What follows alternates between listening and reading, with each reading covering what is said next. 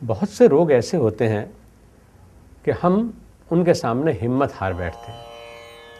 आमतौर पर दमा एक ऐसा रोग है जिसके बारे में लोग यहाँ तक कहने लगे हैं कि दमा तो दम लेकर के ही जाएगा, लेकिन नहीं, ऐसा नहीं है।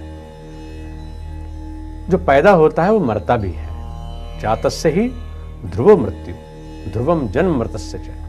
ये जैसे जीवधारियों के बारे में है, ऐसे ही ये बात रोगों और समस्याओं के बारे में भी है। समस्याएं पैदा होती हैं हमारी लापरवाही से, हमारे उपेक्षा भाव से, और उनका निराकरण भी होता है हमारी लगन से, आत्मविश्वास से और समर्पित साधना से। जितने भी रोग हम देखते हैं वो कभी के जमाने में असाध्य ही होते थे। एक समय जब किसी को टीबी हो जाए तो फिर शहर से बाहर जंगल में, पहाड़ों में उस व्यक्ति को छोड़ आते थे, ये सोच करके कि बाकी लोग भी वरना मरीज हो जाएंगे, इसको तो मरना ही है। लेकिन आज टीबी यानी ट्यूबरकुलोसिस साध्य रोग है, उसका इलाज ढूंढ लिया गया है। ऐसे ही जब डेंगू आया तो ये लगा कि डेंगू तो एकदम जान लेने वाला है, फिर उसका उपाय आपने खोज लिया। कैंसर आया, उसका उपाय आपने खोज लिया। यानी कितनी भी समस्याएं हैं, आवश्यकता आविष्कार की जननी है। हम लोगों का अधिकार है कि हम स्वस्थ होकर के जिएं। हम लोगों का अधिकार है कि हम आनंद से जिएं। हम लोगों का अधिकार है कि हम उल्लास से जिएं। तो उसके लिए साधन योग का हमें ऋषियों ने दिया है। अस्थमा, दमा ये एक ऐसा रोग है जो आदमी की जीवनी शक्ति का क्षय कर देता है। ये एक ऐसा रोग है जिससे आपका स्टेमिना खत्म हो जाता है। आप जरा सा भी चलते हैं, 2 सीढ़ी चढ़ते हैं तो आप हांफने लग जाते हैं। लेकिन आइए योग की राह पकड़ें, योग की डगर पे चलेंगे तो फिर रोग के साथ अगर मगर की जरूरत ही नहीं होगी, रोग निश्चित रूप से समाप्त होगा। अस्थमा के लिए हम शुरुआत करते हैं वक्ष क्षेत्र की अंतःपुष्टि क्रियाओं से। देखिए, योग में केवल आसन ही सब कुछ नहीं है। हर चीज, जैसे शरीर के अंगों में हर अंग महत्वपूर्ण है, इसी तरह से योग के भी हर अंग का हमें महत्व समझना चाहिए। यम और नियम का पालन करें तब यौगिक क्रियाएं लाभ देती हैं। आसन में ठीक से बैठना सीखें तब हम प्राण का नियंत्रण कर सकते हैं। जब हम प्राणायाम ठीक से करने लगें तब हम अपनी चित्त को एक स्थान विशेष पर टिकाना सीख लेते हैं। धारणा, ध्यान और यहाँ तक कि हम समाधि की अवस्था में रहने लगते हैं। योगाभ्यास ऐसा नहीं कि आप सिर्फ सुबह सुबह करें तो आप योगाभ्यास है, या शाम को करें तो योगाभ्यास है। योग के बारे में हमारा दर्शन कहता है कि खावत पीवत सोवत जागत नेक बिसर नहीं जाए, खटकत रहत भाल जो हृदय में दर्दी के दर्द समाए। जैसे किसी दुखी आदमी के दिल में उसका दुख समाया रहता है। किसी आदमी को घुटने में तकलीफ है और आप उससे कहें आओ चलो पहाड़ पर घूमने के लिए चलते हैं, तो कहेगा तुम्हें पहाड़ पर घूमने की पड़ी है, मेरे से तो खड़ा भी नहीं हुआ जा रहा है। तो उसका दुख से उसका मन नहीं हटता। ऐसे योग साधक को अपना चित्त हमेशा साधना में लगाए रखना चाहिए। मेरे खाना पीना हो तो चुनाव करें कि क्या खाना है। ऐसे ही निद्रा का है तो कितनी निद्रा होनी चाहिए, कब मुझे सोना चाहिए। असमय निद्रा, असमय आहार, असमय भोग, ये सब चीज़ें वो हैं जो हमें निश्चित रूप से रोग और मृत्यु की तरफ ले जाते हैं। अस्थमा में हम थोड़ा सा जागरूक हों तो कोई दिक्कत नहीं आएगी। इनमें जो बताया गया कि हम माइक्रो एक्सरसाइज यानी अंतःपुष्टि क्रिया से शुरू करते हैं, तो अंतःपुष्टि क्रिया जिस समय हम करते हैं तो उसमें 2 चीज़ें ध्यान रखनी होती हैं। पहली चीज़ ये कि कंसंट्रेशन यानी ध्यान, एकाग्रता, किस जगह पर हमें ध्यान लगाना है। और दूसरी ऑटो सजेशन, अपने आप को पॉजिटिव वे में सजेस्ट करना। अब जैसे अस्थमा की प्रॉब्लम है, दमा की प्रॉब्लम है, तो हम कंसंट्रेशन, क्योंकि हमारा फेफड़ा जो है वो एक पूरा 2 थैले हैं जिनमें आप अच्छी मात्रा में श्वास भर सकते हैं, लेकिन श्वास के कमी होने की वजह से हम जो है बहुत कोशिश कर करके श्वास लेना पड़ता है। तो ऐसी अवस्था में सबसे पहले हम निचले हिस्से पर, फिर मध्य भाग पर, फिर ऊपरी भाग पर कंसंट्रेट करते हैं और हर स्टेप में कहाँ कंसंट्रेशन करना है। और मैंने कहा कि ऑटो सजेशन ये कि मुझे अब ठीक होना है। जैसे आप नकारात्मक सोच करते करते नेगेटिविटी की तरफ चले जाते हैं और रोग आपके ऊपर हावी हो जाते हैं। ऐसे ही आप पॉजिटिविटी की तरफ चलेंगे तो कुछ अभ्यास काम करेगा और कुछ आपका मन का संकल्प काम करेगा, और रही सही कसर आपका आहार ठीक कर देगा। तो आप रोग मुक्त ना हो, ऐसा कैसे हो सकता है? तो हम करते हैं वक्ष क्षेत्र की अंतः पुष्टि क्रिया। इसके लिए पहली क्रिया में पैरों को मिला करके खड़े होंगे, हथेली को जंघाओं के सामने टिका करके खड़े होंगे और श्वास भरते हुए हाथों को सीधा सामने उठाते चले जाएंगे। यानी जब तक हाथ उठता चला जा रहा है, श्वास भरते चले जा रहे हैं। जब शरीर बिल्कुल सीधा हो जाए, यानी 180 डिग्री पर सीधा हो जाए, तो उस समय आपको कमर को पीछे नहीं झुकाना है, सिर को भी पीछे नहीं झुकाना है, सिर्फ हाथों को पीछे ले जाने की कोशिश करनी है, जिस तरह से ये दिखाई दे रहा है। तो जब आप हाथों को पीछे ले जाने की कोशिश करेंगे तो फेफड़ों का जो निचला हिस्सा है वहां तक शुद्ध वायु जाएगी। जनरली क्या होता है कि अस्थमा में आप सांस लेते हैं, लेकिन नीचे का जो 25% का फेफड़ा है वहां पर शुद्ध वायु पहुंच ही नहीं पाती है, जिससे अस्थमा और भयंकर रूप ले लेता है। इस क्रिया को करने से बॉटम पार्ट तक सांस जाएगा और फिर सांस छोड़ते हुए हम वापस आ जाते हैं, बदन को ढीला छोड़ देते हैं, नॉर्मल सांस लेते हैं। इस स्टेप को हम 5 से 10 बार तक दोहराएं नियमित अभ्यास से। इसके बाद फिर हम दूसरा स्टेप लेते हैं। दूसरे स्टेप में हम हथेलियों को सामने की तरफ ले आते हैं, लेकिन ऐसे कि हथेलियों का जो पिछला भाग है वो भीतर रहेगा और हथेलियां बाहर की तरफ रहेंगी। हाथ जंघाओं से 45 डिग्री पर ऊंचे उठे हुए होते हैं, यानी इनको अगर आप सीधा उठा लेंगे तो फिर ये 90 डिग्री पर हो जाएगा। ये 90 डिग्री है तो इसके नीचे ही लाना है, यानी बीच में ये रहे। अब श्वास भरते हुए दोनों हाथों को पीछे की तरफ ले जाना, और जब हाथ साइड में बराबर में आए तो साथ साथ सिर को भी पीछे झुका देना। ऐसा करने से आपकी हथेलियां पीछे एक दूसरे के नजदीक आएंगी, लेकिन कभी मिल नहीं पाएंगी। कोशिश करना है कि वो एक दूसरे के नजदीक रहें, इससे वक्ष के मध्य भाग में उभार आता है। हमारी कंसंट्रेशन वक्ष के मध्य भाग में रहनी चाहिए। फिर सांस छोड़ते हुए वापस जंघाओं पर आकर के बदन को ढीला छोड़ते हैं। इसके बाद हम तीसरा स्टेप लेते हैं। तीसरे स्टेप में हम हमारा जो फेफड़ा है इसके सबसे ऊंचे भाग को छूते हैं, क्योंकि जितना फ्रेश ऑक्सीजन हमारे शरीर के भीतर जाएगी उतना ही वहां पर जीवनी शक्ति का संचार होगा, उतना ही वहां रक्त का परिभ्रमण बढ़ जाएगा, उतना ही फेफड़ों का जो कंजेशन है वो खत्म हो जाएगा और शुद्ध ऑक्सीजन आप ले सकेंगे। फेफड़े अपनी फुफ्फुसीय क्रिया को अच्छे से करने लगेंगे। जो तीसरी स्थिति है उसमें लंबी उंगलियां आपस में मिल जाती हैं, कोहनियां एक दूसरे के लेवल पर आ जाती हैं, यानी समानांतर हो जाती हैं, और फिर एक सिंगल लाइन में आ जाएंगी वो जमीन के हॉरिजॉन्टल। श्वास भरते हुए दोनों हाथों को ऐसे पंख की तरह से फैलाना है और साथ साथ एड़ी को भी ऊंचा उठा लेना है। जो फेफड़ों का ऊपरी हिस्सा है उस हिस्से पर कंसंट्रेट करते हैं। फिर सांस छोड़ते हुए वापस पूर्व स्थिति में लौट आएं, एड़ी भी वापस जमीन पर आ जाए। फिर से इसी को करें। श्वास भरते हुए फैलाएं, पूरा सांस गहरा भरा जाए जब तक एड़ी उठ रही है, जब तक बाजू फैल रहा है, और फिर सांस छोड़ते हुए हाथों को पूर्व स्थिति में ले आइएगा। बड़ी आसान सी दिखने वाली ये क्रियाएं हैं, लेकिन ये बिल्कुल ऐसे ही हैं कि सतसैया के दोहरे जो नाविक के तीर, देखने में छोटे लगे घाव करें गंभीर।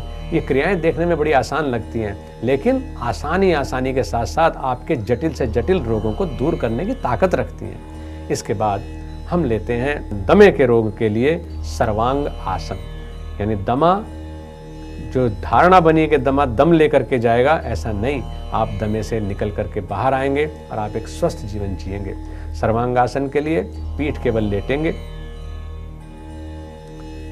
हथेलियां जंघाओं के पास चिपकी हुई होंगी जमीन पर, पैरों को आपस में मिला लिया जाएगा। श्वास भरते हुए, देखिए ऐसा करना है क्योंकि आसन परफेक्शन से होना चाहिए, लेकिन एकदम जो आरंभिक छोटा बच्चा भी है तो वो चलना सीखता है तो लड़खड़ाता है पहले, उसके बाद वो सीखता है कि वो एक 4 इंच चौड़ी दीवार के ऊपर भी दौड़ सकता है। तो आरंभ में आप हिम्मत मत हारिएगा। आरंभिक रूप में सर्वांगासन कैसे करना है उसको समझें, फिर सर्वांगासन कैसे होना चाहिए उसको समझें। जिन लोगों ने कभी भी योगाभ्यास नहीं किया है और वो अस्थमा से पीड़ित हैं, तो वो पहले पैरों को फोल्ड कर लें, फिर दोनों घुटनों को सीने की तरफ ले लें और साथ साथ हिप्स को भी ऊंचा उठा लें, हथेली से कमर को सहारा दे दें ऐसे।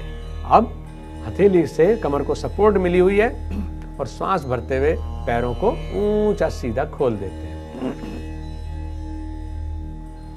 इस अवस्था में रुक करके आंखों को खुला रखें, पैरों के अंगूठे के नाखून को आप ठीक से देखते रहें, पेट को बिल्कुल ढीला रखिएगा, श्वास को चलने दीजिएगा। अस्थमा के रोगियों को श्वास भर करके रोकने वाला कोई अभ्यास नहीं कराया जाता है। हाई ब्लड प्रेशर के रोगियों को अभ्यंतर कुंभक यानी श्वास भर के रोकने वाला अभ्यास नहीं किया जाता है। ऐसे हृदय रोगियों को अभ्यंतर कुंभक वाले अभ्यास नहीं कराए जाते हैं। बस हमें अगर ये पता चल जाए कि हम कैसे कब सांस लेना है, क्रिया में कितनी देर रुकना है, कितनी बार इसको रिपीट करना है, हमारे अभ्यास करने का सही समय क्या है, तो फिर अभ्यास भी सही होने लगेगा, उसका फायदा ही पूरा मिलेगा। जब वापसी आए तो पैरों को पहले फोल्ड करें, घुटनों को, फिर उसके बाद कूल्हे को फोल्ड करें यानी घुटने सीने की तरफ आ जाएं, फिर धीरे से हिप्स को जमीन की तरफ ले जाएं, हाथ का सहारा हटाते हुए पैर को यहीं जमीन पर टिका दें और फिर धीरे से फैला दें। ये रिस्क फ्री सर्वांग आसन है, यानी इसमें ना आपकी कमर पर ज्यादा जोर पड़ता है, ना आपको बहुत अधिक मेहनत करनी पड़ती है, जिसकी वजह से, क्योंकि अस्थमा के रोगियों को अगर उनकी क्षमता से अधिक थोड़ा सा भी एक्सर्शन हो गया तो उनका दम उखड़ सकता है और वो उनके लिए बहुत खतरनाक सिद्ध हो सकता है। तो अभ्यास को मजा लेकर के करेंगे। मैं कहता हूँ कि योगाभ्यास मजा है, सजा नहीं है, सबके लिए है। और इसके बाद हम करेंगे गोमुख आसन। गोमुख आसन अस्थमा का बहुत मुख्य आसन है। इसमें पैरों को इस तरह से फोल्ड करते हैं कि दोनों घुटने एक दूसरे के ऊपर आ जाएं, यानी बाएं पैर को इस तरह से फोल्ड कर लें कि एड़ी दाहिनी तरफ हिप को छू जाए, और फिर दाहिने पैर को ऐसे फोल्ड कर लें कि इसकी एड़ी बाएं तरफ हमारे हिप्स को टच कर जाए। दोनों घुटने एक दूसरे के ऊपर आ जाएंगे। ये केवल अस्थमा ही दूर नहीं करता, बल्कि ये कंसंट्रेशन बनाने वाला, थकान को मिटाने वाला आसन है। कहते हैं कि गोस्वामी तुलसीदास जी ने रामचरितमानस की जो रचना की थी वो इसी आसन में बैठ करके की थी। बच्चों के लिए यह आसन विशेष गुणकारी है। जिन लोगों को हर्निया का रोग हो गया हो उनके लिए यह आसन विशेष गुणकारी है। जिन लोगों को शॉर्ट ब्रीथनेस यानी अस्थमा की प्रॉब्लम है उनके लिए आसन विशेष गुणकारी है। इसमें हमें करना क्या है कि जो घुटना ऊंचा है उसी साइड के बाजू को ऊंचा उठा लें, इस तरह से कि अपर आर्म आपके कान से चिपक जाए, और फिर फोल्ड करके हाथ को अपनी पीठ से ही छू देना है। दूसरे हाथ को भी पीछे ले जा करके दोनों हाथों को ऐसे लॉक कर लेना है, कोलैप्स कर लेना है आपस में। अगर ये इतने नजदीक से न पकड़े जा सके शुरू में तो उनको एक दूसरे के नजदीक मात्र लाना है। एक दूसरे के एक बार पीछे से आप देख लें कि भीम कैसे कर रहे हैं, यानी ऐसे एक दूसरे के नजदीक लाएं, पकड़ सके तो बहुत अच्छा है। लेकिन बहुत बार गलती क्या करते हैं कि इसे पकड़ने की कोशिश में हम आगे को झुकने लगते हैं, ऐसे ऐसे करने लगते हैं। वो नहीं करना है। कमर सीधी रहेगी, सीना ऊंचा रहेगा, बाजू एक दूसरे के नजदीक लाने की कोशिश की जाएगी,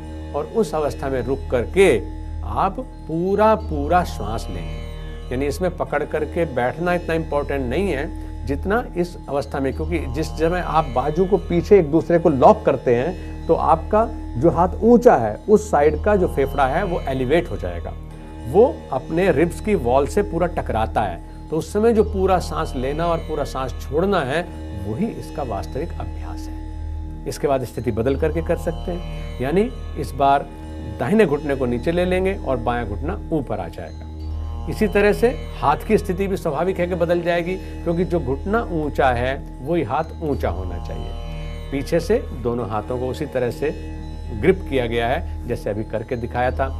सीना ऊंचा रखा जाएगा, श्वास पूरा लेना है। दोनों साइड का अपना एक स्टैंडर्ड बना लीजिए कि मैं 20 सांस एक तरफ रुकूंगा, या मैं अपनी क्षमता के अनुसार मैं 50 सांस एक तरफ रुकूंगा, और फिर ऐसे ही दूसरी तरफ भी उतने श्वास ही रुक करके अपने अभ्यास को आगे बढ़ाइएगा। इसके बाद हम लेते हैं पश्चिमोत्तान आसन।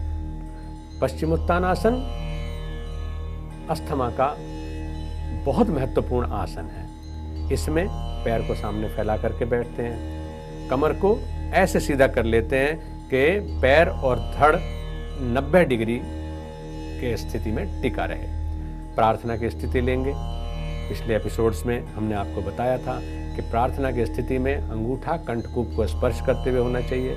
हथेलियां निर्वात दीप की लौ की तरह से आपस में मिली हुई होनी चाहिए, और रिब्स के साथ में बाजू सटा हुआ होना चाहिए। श्वास भरते हुए हाथों को ऊंचा ले जाएंगे, पूरा श्वास। और ये जो श्वास को भरते हुए जब हम कहते हैं हाथ को ऊपर ले जाना है, इसका मतलब है कि पूरे मूवमेंट में सांस भरते ही चले जाना है।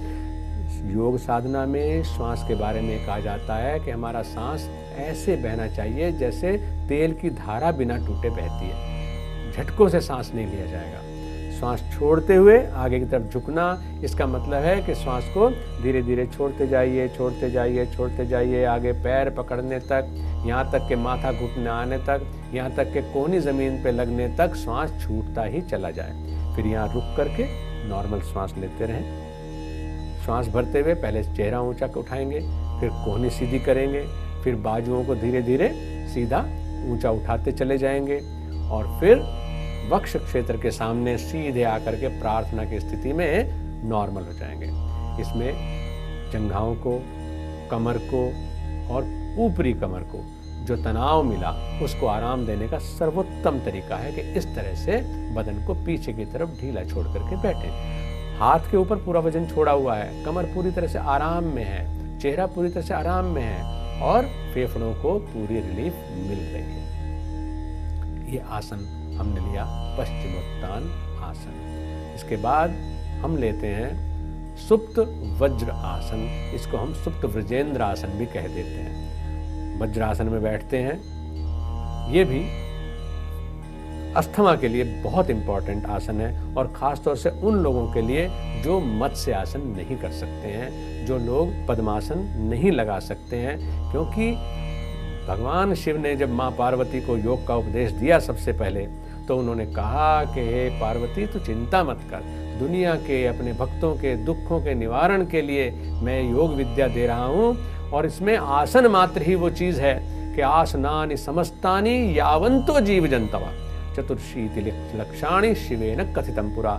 84 लाख आसन होते हैं हमारे लिए। हमें अगर ये फेवरेबल नहीं है तो उस ग्रुप के और बहुत सारे आसन हमारे पास में हैं। हर समुदाय के आसन बने हुए, खड़े होकर के करने के अलग हैं, वज्रासन समुदाय के अलग हैं, पद्मासन समुदाय के अलग हैं, सब आसन। तो इसी तरह से मत्स्य आसन अगर नहीं हो पा रहा है तो हम सुप्त वज्रेंद्र आसन से मत्स्य आसन का लाभ ले सकते हैं। ऐसे क्या करना है कि दोनों हथेलियों को बराबर में जमीन पर टिकाइए, धीरे धीरे कोहनी को जमीन पर टिकाते हुए पीछे की तरफ लेट जाते हैं और फिर मत्स्य आसन की तरह से ही हाथों से कानों के पास इस तरह से सपोर्ट ले लेते हैं कि हम आसानी से इस क्रिया को कर सकें। जब ऐसा आप करने लगें तब फिर यहाँ पर सुप्त वज्रेंद्र आसन की स्थिति हो जाएगी, जिसमें हाथों को अपने कंधों के नीचे उस तरह टिकाएंगे जैसे मत्स्य आसन के लिए तैयारी करते हैं, ऐसे।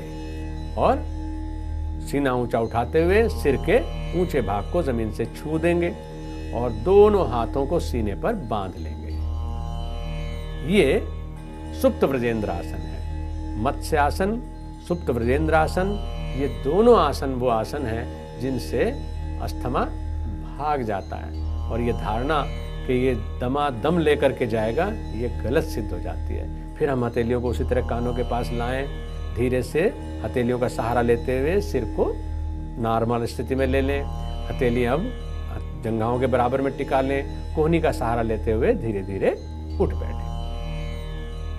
ये हुआ सुप्त वज्रेंद्र आसन। यानी पहले हमने वज्रासन में बैठे, वज्र के बाद लेटे तो वो सुप्त वज्र आसन हो गया, जिसमें हमने सिर के पीछे हाथ रख करके आराम से लेटे हुए थे। फिर हमने सुप्त वज्रेंद्र आसन कर लिया। इसके बाद हम प्राणायाम पर आते हैं। और अस्थमा के रोगियों को खासतौर से, जिसे मैंने अभी बताया कि श्वास भर करके रोकने वाले अभ्यास नहीं करने चाहिए, उनके लिए बहुत अच्छा 2 प्राणायाम हैं। एक नाड़ी शोधन प्राणायाम और दूसरा कपालभाति प्राणायाम। कपालभाति प्राणायाम करने के लिए आसन में स्थिर होकर के बैठना, कमर को सीधा करके बैठना, तनाव मुक्त होकर के बैठना। हाथों को इस तरह से ज्ञान मुद्रा में ले लेते हैं जैसे हमारे साधक ने, भीम ने ले रखा है। यानी इंडेक्स फिंगर को अपने थंब के साथ, अपने अंगूठे के साथ मिला देते हैं और कलाई घुटने के ऊपर, हथेलियां आसमान की तरफ ऐसे खुली हुई, इस तरह बैठना, पेट को बिल्कुल ढीला रखना। चेहरे पे कोई जोर, कोई तनाव नहीं रखना, सांस छोड़ना है और हर बार सांस छोड़ने के साथ नाभि सिकुड़ती चली जाएगी। हर बार नया सांस और हर बार नाभि का संकुचन, ये अभ्यास होना चाहिए। इसमें अपना स्टैंडर्ड बनाएं कि मैं 20 बार आसानी से कर सकता हूं, क्योंकि योगाभ्यास मजा है, सजा नहीं है। अगर आपको लगे नहीं हम तो अधिक कर सकते हैं, तो आपने 40 का, 50 बार का, यहाँ तक कि आप 100 बार का भी एक राउंड ले सकते हैं। यानी हर बार लंबा सांस ना छोड़ करके जितना सांस की आपकी सामर्थ्य है उससे जस्ट हाफ, है ना, उतना मूवमेंट। सांस की आवाज कैसे होगी?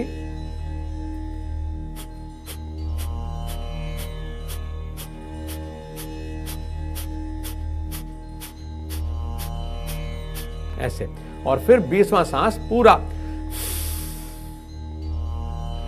बाहर छोड़ दीजिए और पेट को अंदर सिकोड़ करके पीठ से छू दीजिएगा। जब लगे कि पूरा हो गया तो फिर पेट ढीला छोड़ दीजिए और नॉर्मल सांस भर लीजिए।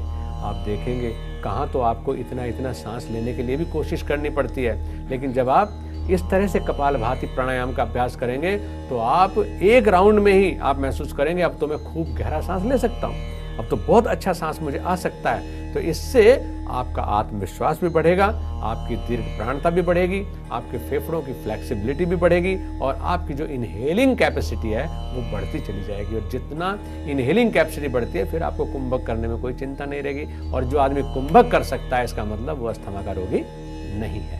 इसके बाद हम लेते हैं लास्ट में नाड़ी शोधन प्राणायाम। नाड़ी शोधन प्राणायाम में भी आपको शुरू में पहला स्टेप ही सीखना है। उसमें इसी तरह से बैठेंगे, लेकिन मुद्रा की स्थिति ये बदल लेते हैं कि तर्जनी को हम अंगूठे के निचले हिस्से से टच करते हैं, यानी अंगूठे की जो नीचे की लाइन है उस पर इंडेक्स फिंगर टच कर जाए। और फिर एक बाजू यानी बायां बाजू हमारे घुटने पर ही रहेगा और दाहिने बाजू से हम अपने स्वर को कंट्रोल करते हैं। दाहिने स्वर को अंगूठे से कंट्रोल करें, आराम से श्वास को भरते चले जाएं। जब पूरा श्वास भर जाए तो फिर ये जो हमारी रिंग फिंगर है इससे अपने बाएं स्वर को बंद करेंगे और अंगूठा हटा देंगे। दाहिने स्वर से श्वास को छोड़ते चले जाएं, बिना टूटे सांस छूटता चला जाए। अब जिधर से छोड़ा है अब इधर से ही भरेंगे और फिर अंगूठे से दाहिना स्वर कंट्रोल करेंगे और बायां स्वर खोल देंगे और फिर इधर से श्वास को छोड़ें।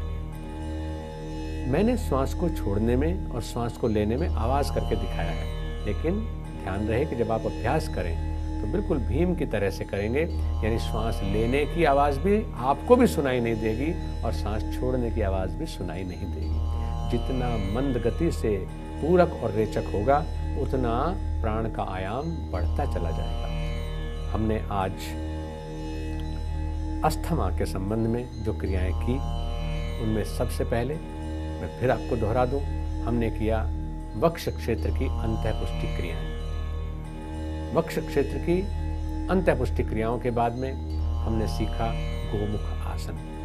इसके बाद 3 क्रियाएं हमने वक्ष क्षेत्र की अंतःपुष्टि क्रियाओं में की थी। उसके बाद फिर गोमुख आसन किया, फिर आपने पश्चिमोत्तान आसन का अभ्यास किया। इसके बाद आपने सुप्त वज्रासन और सुप्त व्रजेंद्र आसन और इसी तरह से मत्स्य आसन, इनका अभ्यास किया। सर्वांग आसन का अभ्यास सबसे पहले यानी जो हमारी वक्ष क्षेत्र की अंतःपुष्टि क्रियाएं थी उनके तत्काल बाद किया था। और लास्ट में हमने 2 प्राणायाम किए, जिनमें पहला कपालभाति प्राणायाम और दूसरा नाड़ी शोधन प्राणायाम। ये तो आप करेंगे अभ्यास, लेकिन खान पान का ध्यान अगर नहीं रखेंगे तो आपको अभ्यास का लाभ नहीं मिलेगा। खान पान में रेफ्रिजरेटर के आइटम्स को, यानी जो फ्रिज्ड आइटम्स हैं, खासतौर से आप कोल्ड ड्रिंक पीते हैं, आइसक्रीम खाते हैं, इनको फिलहाल छोड़ दीजिएगा। दूसरी चीज, कोशिश करिएगा कि आपको कब्ज ना हो। इसके लिए आप रात को जब सोते हैं तो अपने दूध में अंजीर और मुनक्का पका करके उस दूध का प्रयोग करिए। अंजीर भी खा जाइए, मुनक्का भी खा जाइएगा। इसके साथ साथ आप पीने में गर्म पानी का यानी उष्ण जल का प्रयोग करिएगा। और अंतिम चीज ये है कि आप जो पीपल का पेड़ होता है उसके फल, क्योंकि पीपल अश्वत्थ है और वो जो अकेला वृक्ष है जो 24 घंटे ऑक्सीजन हमें देता है, उस ऑक्सीजन की पूर्ति हमारे शरीर को निरोग बनाती है। तो पीपल के फल आपको पेड़ के नीचे पड़े हुए मिल जाएंगे, उन्हें पैसा खर्चने की ज़रूरत नहीं है, क्योंकि मेरा उद्देश्य है कि औषधि मुक्त स्वास्थ्य आपको मिले।